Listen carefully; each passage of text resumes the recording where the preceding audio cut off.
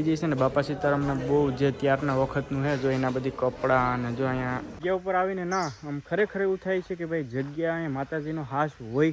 તો જ આવું આ શક્ય બની શકે।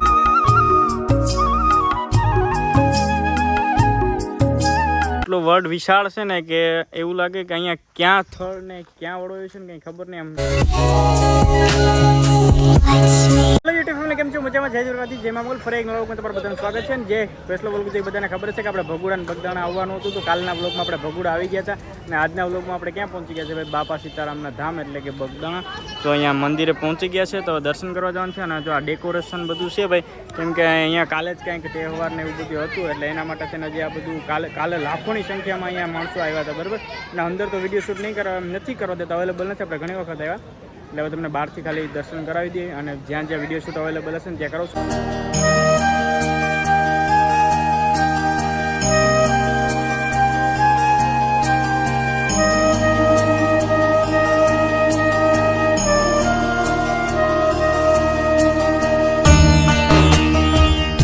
બધી વસ્તુ તમે જો કેટલી પૌરાણિક ને જૂની છે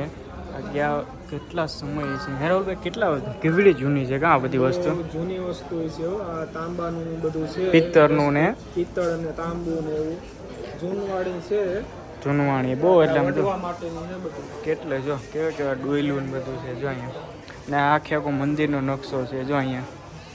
ડીજી છે ને બાપા સીતારામના બહુ જે ત્યારના વખતનું છે જો એના બધી કપડાં અને જો અહીંયા એનો રેડિયો પડ્યો કેટલી પડી આ બધી બંડી ને બધું છે ને ત્યારનું છે બોલો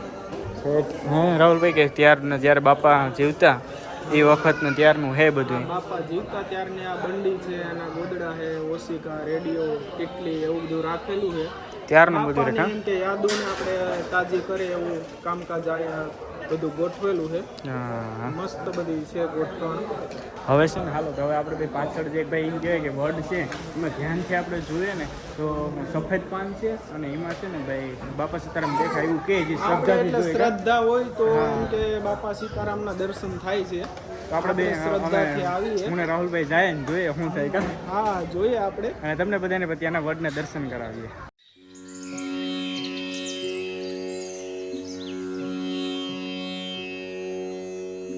હું વાત કરતો હતો ને ભાઈ ધ્યાન ને આપણે તો આ જ વર્ડ છે બરોબર અને આ વર્ડની અંદર એવું કહે કે ભાઈ સફેદ પાન હોય છે ને એમાં જે બાપા બજરંગદાસ દેખાતા હોય છે પણ ભાઈ જો એ રાહુલભાઈ છે સાચી શ્રદ્ધા આશા દિલથી તમે જુઓ ને ત્યારે જ દર્શન થાય રાહુલભાઈ। હા આપણે એમ કે બાપાની ભક્તિ હોય સાચી શ્રદ્ધા હોય તો બાપા દેખાય તો આપણે સાચી શ્રદ્ધાથી દર્શન કરવા જોઈએ એવું રમણીય સ્થળ એટલે બાપા સીતારામની મઢુલી એ બગદાણા શાંત વાતાવરણ છે વાતાવરણ બેહવાની ને મજા આવે ઠંડો ઠંડો પવન અને હજી જગ્યા છે ઉપર જે આપણે મંદિરનું કામ તો છે ત્યાં જવાનું છે પણ ત્યાં લગભગ હજી વિડીયો શૂટ ત્યાં અંદર નથી કરવા દેતા અહીંયા અંદર વિડીયો શૂટની મનાઈ હશે કદાચ તો અહીંયા આપણે અહીંયા કરી લઈએ આપણે લાભ મેળવ્યો છે તો આપણે એમ કે વિડીયો શૂટિંગ કરીએ છીએ।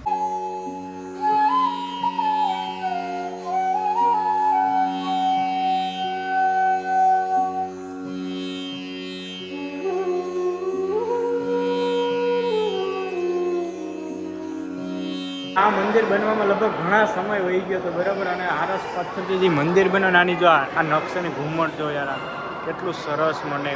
અને જો નીચે પણ એટલા લોકો દર્શન કરવા માટે છે ને અહીંયા ઉપર પણ રામ લક્ષ્મણ ને સીતાજીની છે તો એ પણ મેં તમને બધાને સિનેમેટિક શોટ મૂકતો જ જાઉં છું બધા દર્શન કરી લઈએ। રાહુલભાઈ શું કે આ મંદિર બનાવવામાં કેટલો સમય વહી ગયો છે કારણ કે જેનું નકશીકામ કરેલું છે ને આમાં એટલે જાજો સમય લાગ્યો અને ખર્ચો પણ જાજો આવ્યો હોય છે આ મંદિર બનાવવામાં। બાપાની ભક્તિને કારણે આવું મંદિર બની શકે 100% શ્રદ્ધાને કારણે આવું મંદિર બની શકે ને અત્યારે છે ને ભાઈ બેકગ્રાઉન્ડમાં બધાનો અવાજ બહુ શોર આવે એટલે લગભગ અમારા બેનો અવાજ તો ક્લિયર નહીં આવે। હવે આપણે પ્રસાદ લેવા માટે જવાનું છે એટલે ભોજન શાળામાં પહોંચી ગયા છે ને હું રાહુલભાઈ જે હવે પ્રસાદ લઈ લઈએ હા હવે પ્રસાદ લઈ લઈએ આપણે અને ભાઈ અહીંયા જે લોકો આવે ને એ કહે કે પ્રસાદ તો એકવાર છે ને આપણે લેવો જોઈએ કેમ કે બાપા બગદાણાવાળાનો ભાવ ભર્યો આમ કહેવાય ને પ્રસાદ ના લઈએ તો આવ્યા જ ના કહેવાય તો આવ્યા જ ના કહેવાય ને પ્રસાદનું એટલું મહત્વ છે એમ ને હવે ભાઈ છે ને જો ટ્રાફિક જોવા છે આટલી ભવ્ય અને ભોજનશાળા પણ બહુ મોટી છે ભોજનશાળામાં આપણે જાજા માણસો એમ કે જમી લે એટલી વ્યવસ્થા છે. એક હારે અને શુદ્ધ અને સાચું ભોજન અને મને તો એમ છે રાહુલભાઈ એક હારે લગભગ હજારોની સંખ્યામાં બેસી જાય ને હજારોની સંખ્યામાં માણસો બેસી શકે અને કેટલું ચોખ્ખાઈ ભર્યું એમ કે હા, ચોખ્ખાઈ પણ બહુ ભોજન છે. છે, ચોખ્ખાઈ રાખવામાં આવે છે. તો હવે ભાઈ ફાઇનલી હું પ્રસાદમાં આપે છે ને એ હવે પ્રસાદ લઈએ ને ત્યારે તમને બધાને કહું કે અહીંયા પ્રસાદમાં હું હોય નહીં. પ્રસાદ આવી ગયો જો રોટલી ગાંઠિયા શાક સંભારો દાળ ભાત અને હું ને રાહુલભાઈ ભાઈ રાહુલભાઈ પ્રસાદ લઈ લઈએ. સાથે પ્રસાદ લઈ લઈએ. હાલો ભાઈ પ્રસાદ લઈ લઈએ બાપા ભગવાન. A few moments later. થોડા ઘણા રમકડા તો લેવા પડશે નક્ષ માટે તો આપણે દુકાનની અંદર આવી ગયા છે ને વેરાયટી જો કેટલી બધી રમકડાની વેરાયટી છે ભાઈ અહીંયા તાણ વિનાની બરાબર. તો ફાઇનલી એક આ ડિજિટલ પાર્ટી હતી ને તો લઈ લીધી ને નક્ષભાઈ તો આવ્યા નથી જોકે હજી નાનો છે પણ એવું છે કે આ લઈ લઉં તો એકડા લખવાના તો લખે બાકી બધાના જે હતા અલગ અલગ શોપિંગ કરે છે તો હજી એક આપણે શોપિંગ કરી ઓલરેડી અને ભાઈ વેરાયટીમાં હમણાં મારા પપ્પા ગયા હતા તમને ખબર છે ને આવી રોબોટવાળી હમણાં જ ગાડી લેતા હોય નક્ષભાઈ માટે બાકી અનગણત કેટલા બધા રમકડાની વેરાયટી તો છે પણ એક ચોઈસ કરી છે આપણે. તો આપણે આ રમકડાની શોપિંગ અહીંયાથી કરી હતી ને તમારે શોપિંગ કરવું હોય તો આ લોકોની ઇન્સ્ટાગ્રામ આઈડી છે જે મેં ડિસ્ક્રિપ્શનમાં આપી છે. રાહુલભાઈ અને રાહુલભાઈ શું કહે કે રમકડા લેવડાવ્યા કે તમારી છોકરીએ રમકડાનો તો ત્યાં એને બહુ શોખ નથી કાંઈ તોડી નાખે હાથમાં આવ્યા હોય તો રમકડા. તો રાહુલભાઈ ને તો સમજ છે ભાઈ કે એમની છોકરી કઈ રમકડાનું નામ નથી લેતી એમ જો અમારા રાહુલભાઈના ઘરના બધી શોપિંગ કરે કા રાહુલભાઈ હજી હા શોપિંગમાં વ્યસ્ત છે જોને અમે છોકરા હસવીએ આપણે શું કહે કે મારા ભાઈ કેમ કે મારે હું લઈ આવ્યો નથી તે હાસ્યા છે બાકી મારે પણ એ જ કરવાનું બાઈ હોય ને શોપિંગ કરતા હોય ને તો આપણે એને શોપિંગ કરવાની ને આપણે છોકરાને હાસવાના કા હા એ આપણે જોબ મળી જાય જોબ મળી જાય બાકી ભાઈ અહીંયા શોપિંગ તો એમ જો લાઈન દુકાન તમે જે જોઈએ ને આ બાજુ જો ગમે ત્યાં આટલી દુકાનો છે ને આમાંથી એક દુકાનમાંથી બીજી દુકાનમાં જાઓ ને તો હોય તો બધી હરખું પણ બાયુને શું કહેવાય આમાંથી ઓલામાં જાય આમાંથી ઓલામાં જાય એટલે કંઈ લગભગ શોપિંગ કરીને આવે ને પછી અમારે ઘરે જવાનો સમય આવશે ભાઈ. અમે એક એવી જગ્યા ઉપર આવ્યો છે જ્યાં માતાજીનું મંદિર છે અને દાદુભાઈ અમને લઈને આવ્યા ને તો આ એટલો વર્ડ વિશાળ છે ને કે એવું લાગે કે અહીંયા ક્યાં થળ ને ક્યાં વળો છે ને કંઈ ખબર નહીં. આમ દાદુભાઈ આ કેટલા અંદાજે આમ કેટલાક વર્ષ 100 વર્ષની આજુબાજુ 100 વર્ષની ઉપર થઈ ગયા છે ને અને માતાજીનું અહીંયા મંદિર છે એમ ને મેલડીમાનું મંદિર છે અને આપણે દર્શન કરી લીધા છે ને આ વર્ડ આમ છે ને જોઈને મને એવું લાગે કે આપણે આવેલો કબીરવડ તમે હમણાં કીધો કા કબીરવડ જેવું કામકાજ છે આનું એક ખાલી ગાંઠ વાવેલી છે બાકી તો એમ લાગે છે કે હવે આમાં એ તો જોવા જેવું જ નથી એમ મળવાયું જ બેસી ગઈ છે વિશાળ છે એમ ને હા બહુ વિશાળ લાગે છે આ વડલો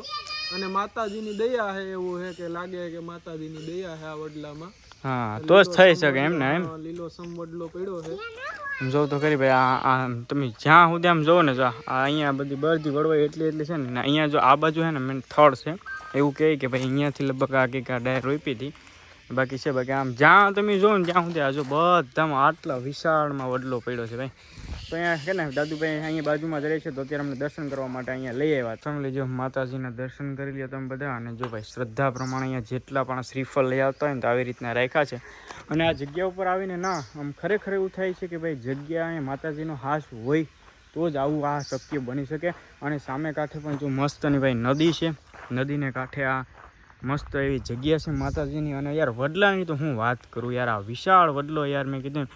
કે ના ખરેખર આપણે મેં જ્યારે કબીર વડ જોયો હતો ને ત્યારે મને આવી ફિલિંગ આવી હતી ને આજે આ વડ જોઈને મને ખરેખર કબીર વડની યાદ આવી ગઈ. 3:45 અમે લોકો નીકળાતા બગદાણાથી ને અત્યારે નોન સ્ટોપ ગાડી હાકી ને અત્યારે લગભગ સાંજના છે ને 6:30-7 વાગી ગયા છે ને અમે 2-3 કલાક નોન સ્ટોપ ગાડી હાકી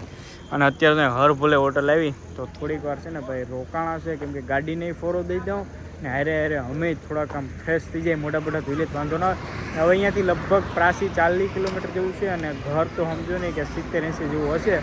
ઘરે પહોંચતા રહીને કે લગભગ આજે અંધારું થઈ ગયા છે.